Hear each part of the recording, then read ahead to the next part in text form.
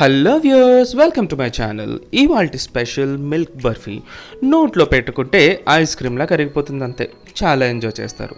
Best part ఏంటంటే just రెండే ఇంగ్రీడియంట్స్తో ఇంట్లోనే చేసుకోవచ్చు. నిజమండి, ఎగ్జాక్ట్గా స్వీట్ స్టాల్ స్టైల్లో వస్తుంది అండ్ ఎవరినైనా ఇట్ ఇంప్రెస్ చేసేయచ్చు. ఇంకా లేట్ ఎందుకు, లెట్స్ స్టార్ట్ ద ప్రాసెస్.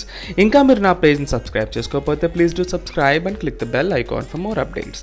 ముందుగా ఒక బాండీ తీసుకుని దానిలో ఒక 2-3 స్పూన్స్ వాటర్ వేసి, వాటర్ హీట్ అయిన తర్వాత ఒక 1/2 లీటర్ హై ఫ్యాట్ మిల్క్ని యాడ్ చేసుకోవాలి అండ్ స్టవ్ని మీడియం ఫ్లేమ్లో పెట్టి పాలను తిప్పుతూ మరిగించుకోవాలి.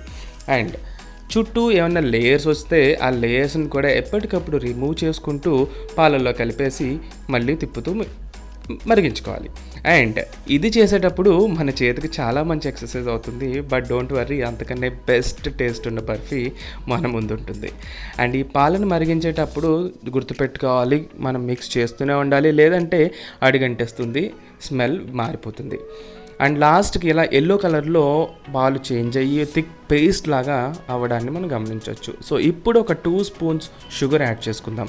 పాలు ఆల్రెడీ బాగా మరిగి ఉన్నాయి కాబట్టి ఆల్రెడీ స్వీట్నెస్ వచ్చేస్తుంది, కాబట్టి షుగర్ ఎక్కువగా పడదు. అది మీ ఇష్టం, మీకు అవసరం అయితే ఇంకొంచెం ఎక్కువ షుగర్ కూడా యాడ్ చేసుకోవచ్చు.